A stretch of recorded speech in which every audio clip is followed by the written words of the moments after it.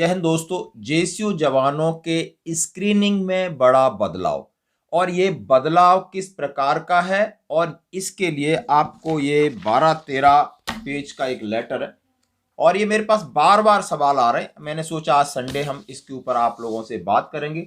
जो भी मेरे भाई हैं, चाहे वो जेसीयू हैं या वो एनसीयू हैं, जिनके लिए एप्लीकेबल है, वो अपनी सर्विस एक्सटेंशन कराना चाहते हैं, उसके नए नियम निकल चुके हैं और कुछ भ्रमित तो इस प्रकार हो रहे हैं, क्या जवानों की 2 साल सर्विस कम कर दी है। सारे सवालों के जवाब आज संडे हम आपके साथ डिस्कशन करेंगे। जैसे लेटर 6 जनवरी का है, बड़ा वीडियो न हो इसलिए मैं आपको बता रहा हूं। Heading as procedure and criteria for screening of JCU will require for grant of extension of service. मतलब 2 साल सर्विस बढ़ाते हैं, उसके नियमों में बदलाव है। किस तरह सर्विस बढ़ेगी या नहीं बढ़ेगी, इसके ऊपर उन्होंने पूरा दिया है। बढ़ानी है तो क्या क्या चीज आपको करनी है, क्या क्या चीजें और शामिल हैं जो पहले से, वो भी इसमें दिया हुआ है।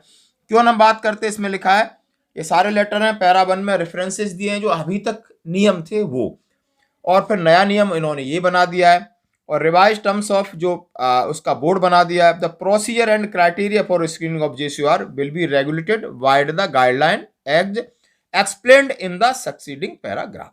यानी मैं आपको ये जो सक्सीडिंग पैराग्राफ है उसमें बताने जा रहे हैं। Screening, all JCU will require will be screen for extension by 2 year by the screening board to be held on Unitable Regiment Corps Record Office basis as applicable to assess their stability for extension.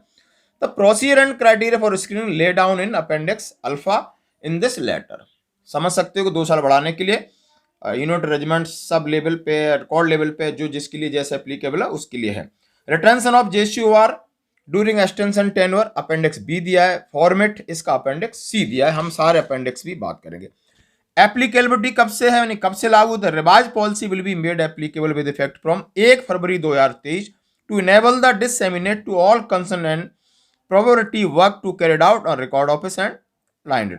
मतलब 1 जनवरी 2000 आप 1 February 2023 से, यानी पिछली इस महीने से लागू गई है, और उसके लिए रिकॉर्ड ऑफ सबको चिट्ठी भेज दी गई है। This headquarter letter number so and so, सारी चीजें दी है। अभी हम आते हैं सीधा procedure and criteria for screening for JCOR in the army. Criteria, willingness, unwilling extension. आप एक बार विलिंग दे सकते हो, अनविलिंग कर सकते हो, उसके बाद भी आपका ऑप्शन है वो चेंज कर सकते हो। चेंज ऑफ ऑप्शन का ये पेज है। Change for option unwilling to willing, इसके लिए पूरा है। दूसरा बताया कि क्या क्या कंडीशन है, आराम से, कोई दिक्कत नहीं है। मेडिकल क्लासिफिकेशन आते हैं। The medical criteria to grant of 2 year extension a service it as below must continue to be remain category 7, यानी कैटेगरी से 1 होना चाहिए।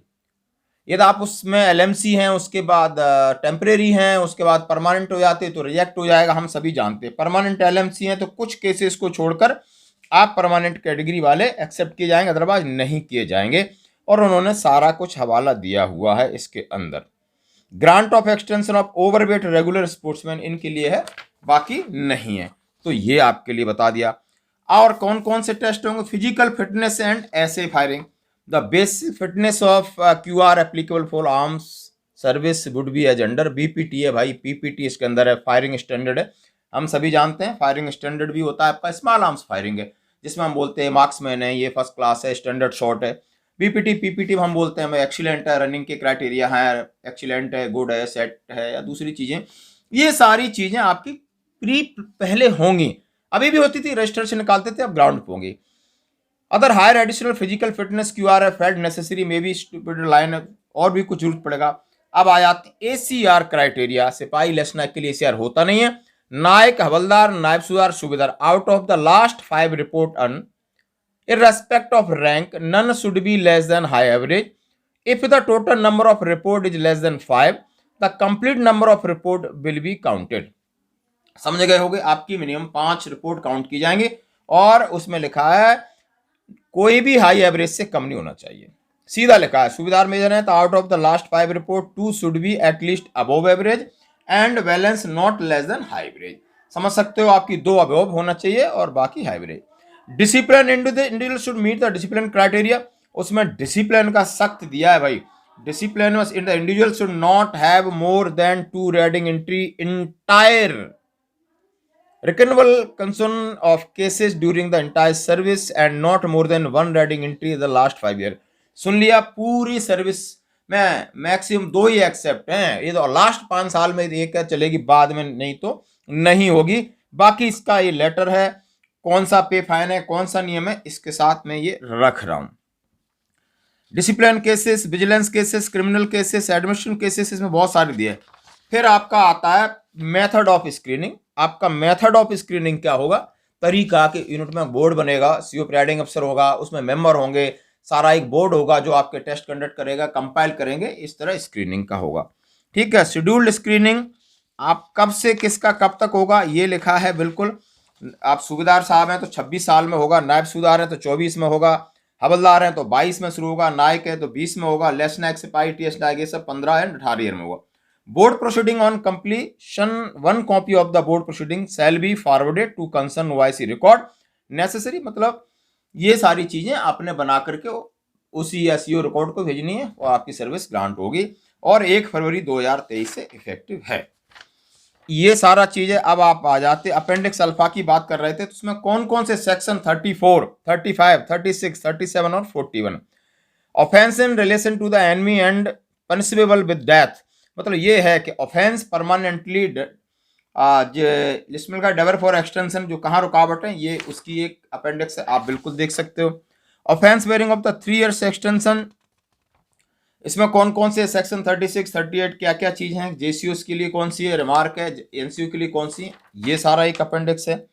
फिर आप चेंज ऑफ ऑप्शन का फॉर्म है कि आप विलिंग टू अनविलिंग और अनविलिंग से विलिंग है, उसका एक अपेंडिक्स है। इसका पूरा फॉर्मेट है, इंडिविजुअल का साइन करेगा, नीचे सीओ उसको साइन करके देगा, ये पूरा फॉर्मेट है।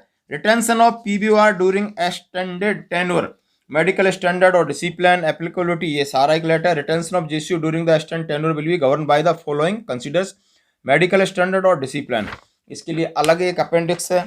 और ये है फॉर्मेट स्क्रीनिंग यूनिट और रेजिमेंट में किस तरह बनेगा, इसमें लिखा है serial number, JC, army number, rank, name, willingness है, signature of the जेसीयू will require, medical category, physical fitness, battle casualty, discipline, eligibility, not eligible, ACR, fit या unfit, extension of granted, not granted.